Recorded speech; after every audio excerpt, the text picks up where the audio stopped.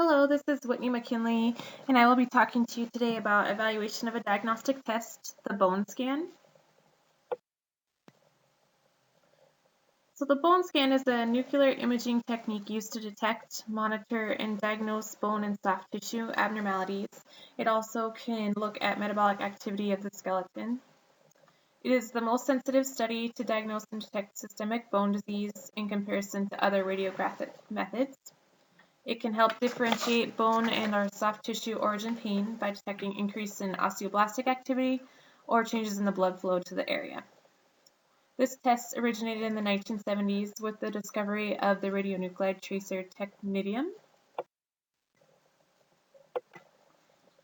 So the bone scan utilizes radionuclide tracers that are injected through an IV.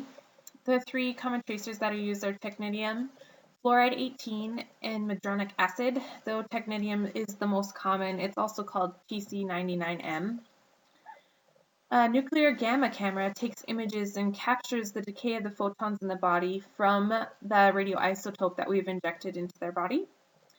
Then it uses scintillation and converts the molecular activity in the body into images that we can view. The process of scintillation gave the bone scan the alternate name of bone scintigraphy.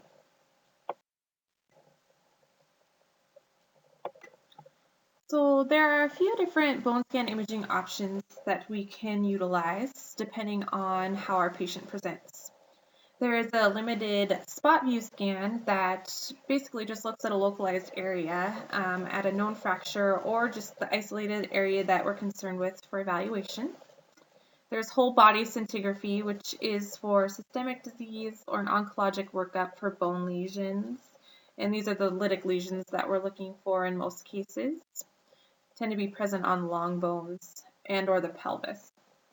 Then there's a SPECT scan, which is a tomographic image of a small portion of the body for evaluation following inconclusive radiographic studies or evaluation of localized pain.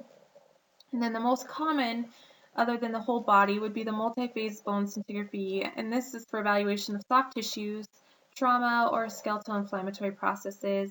A lot of this is looking at your osteomyelitis. Here we have an image of a bone scanner. You can see that the patient does lay on a table and the gamma device portion of the scanner is above their head and or torso, and the table can slide in and out much like an MRI and a CT scanner.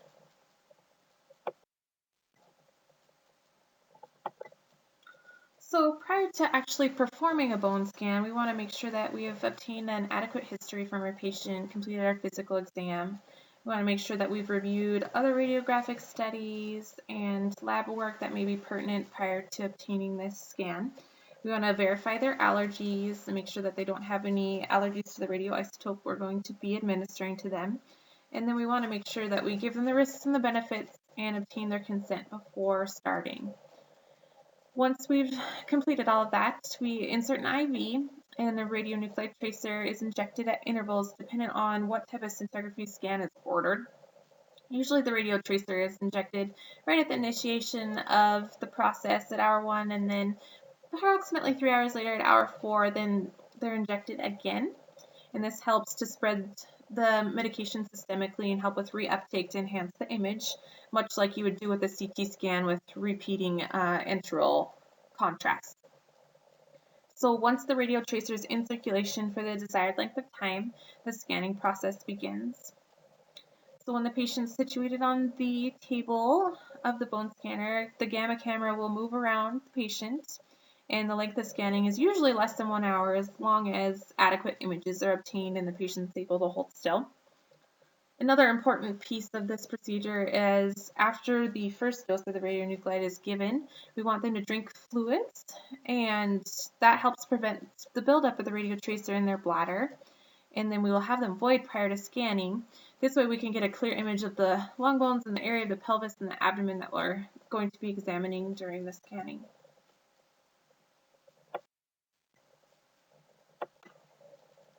So now we're going to talk a little bit about sensitivity and specificity of the scan.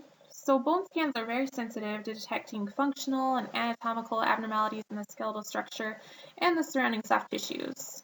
The reuptake of the radiotracers allows providers to detect increased osteoblastic activity, alterations in blood flow, and also metabolic abnormalities, like we mentioned earlier. It does have a low specificity, and this is just due to the overall systemic body approach. We're not typically looking totally at a localized area unless this is a secondary scan, just looking at one spot. It's found that increased tracer uptake on a bone scan is nonspecific, although recognition of characteristic patterns of uptake and/or locations of involvement of typical or different disease processes may provide more specific diagnostic information. And of course, the bone scan should be evaluated in the conjunction with presenting health history, symptoms, their physical exam, and any other diagnostic determinants like lab work. This is utilized not solely as the main purpose of diagnosis, but this is in the grand scheme of things. We're going to look at the big picture and the presenting symptoms along with the test results. So here I provided kind of an inclusive list of the population that you could utilize a bone scan for. Most commonly, this is used in an oncology realm, looking at benign or malignant tumors, typically of the bone origin, lytic lesions. You can look at fractures and musculoskeletal trauma. It's especially useful in looking at previous trauma or people that have not pursued treatment or evaluation early on, and we're looking for chronic bone pain reasons and old fractures that may be of an abuse case. It also can look at osteomyelitis, looking at those soft tissues in the bone and the surrounding structures. It can look to evaluate arthritis, myositis, discitis, degenerative joints. Also can be used to look at artificial joint abnormalities. Say someone's had a joint replacement and they're having chronic pain afterwards, and this can be used to look at the integrity of the bone at that site. Definitely unexplained bone pain. So osteomalacia, osteoporosis, we can look at the degeneration and bone demineralization, hyperparathyroidism, avascular necrosis, Paget's, all metabolic issues that we can look at the soft tissue area and the reuptake of those radioisotopes as we inject those.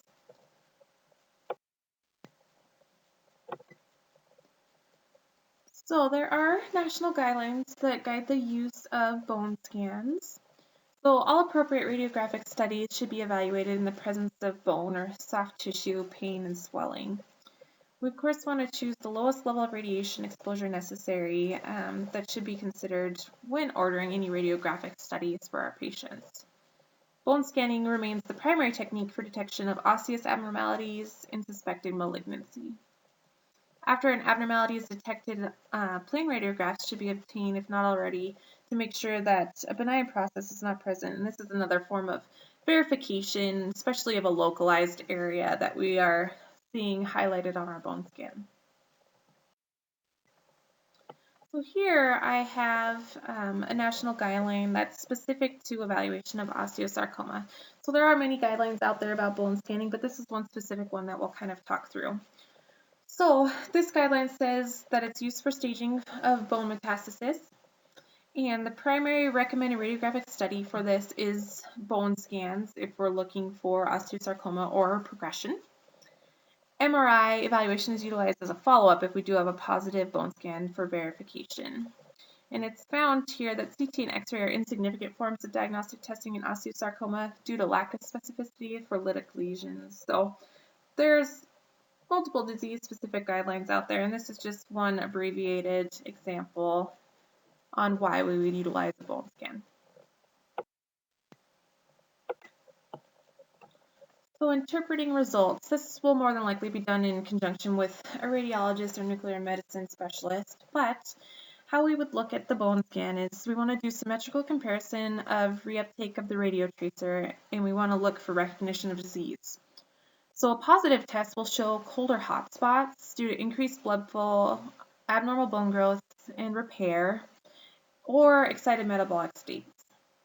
So the cold and hot spots are illuminated as areas of darkness on the image, and these signify enhanced reuptake of the radiotracer that we administered. I do have an image that will follow this slide so we can take a closer look at that.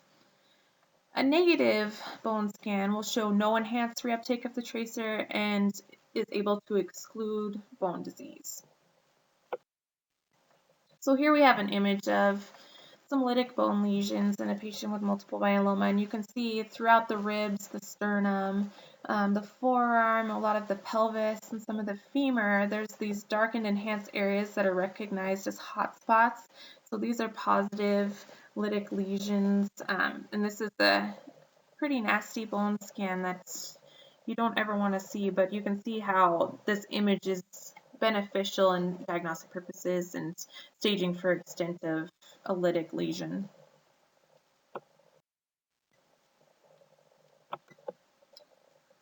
With any diagnostic test, we want to make sure as providers that we're informing our patients of the risks and benefits. And here I have listed some of the benefits of bone scans. So, bone scans can detect bone abnormalities up to 12 months earlier than x-rays. They allow for better differentiation between soft tissue and skeletal lesions. And they're diagnostic for prolonged bone pain in patients with negative or inconclusive radiographs. A lot of times our patients that are traditionally exposed to multiple x-rays for kind of vague complaints about musculoskeletal problems won't have an immediate diagnosis that can be delayed, and then they find out they have lytic lesions or progressive bone abnormalities, or may present even with a pathological fracture and severe disease state that would have been detectable if a bone scan would have been implemented. The radioisotopes that we administer really help to highlight and give us a better, clear image compared to other radiographic studies as far as the bone is concerned. It's minimally invasive, which is great. It can be used in all age groups, except for you want to avoid pregnancy and nursing mothers. Obviously, you wouldn't want to give a radioisotope to a pregnant mother. Those that are breastfeeding, there are certain parameters as far as how long they can wait between breastfeeding and the administration of the radioisotope. There's not any long-term side effects associated with the exposure of bone scans because they receive a small fraction of low-level radiation. One negative aspect of the bone scan is that it is a little bit of a lengthy procedure in comparison to other radiographic studies, and that's just due to the radionuclide tracer administration, the wait time in between that while they're in the office.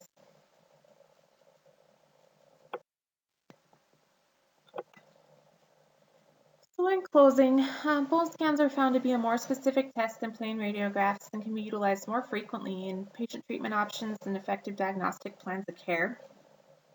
Bone scans have a better capacity to encompass the entire body in just one scan instead of having subsequent radiation exposure from multiple different types of scans without the results that we're seeking. Increased integration of bone scans into practice for patients that have pertinent history, symptoms, and lab values indicative of bone or soft tissue abnormalities is beneficial to them, and utilization of national guidelines to direct the use of bone scans by evidence-based research will enhance patient treatment efficacy.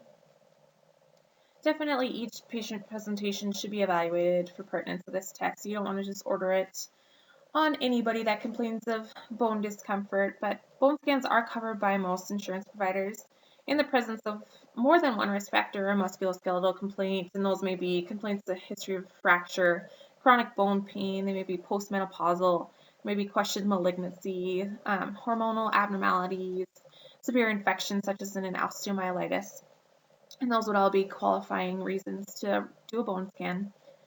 And they definitely appear to be underutilized method of diagnostic testing, and this could be due to decreased availability of nuclear medicine departments, especially in rural areas, lack of knowledge what the test is and what it can be utilized for, and just overall length of the procedure.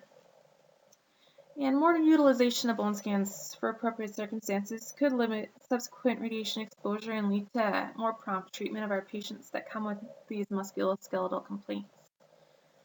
Thank you for your time. The preceding slides just have some references.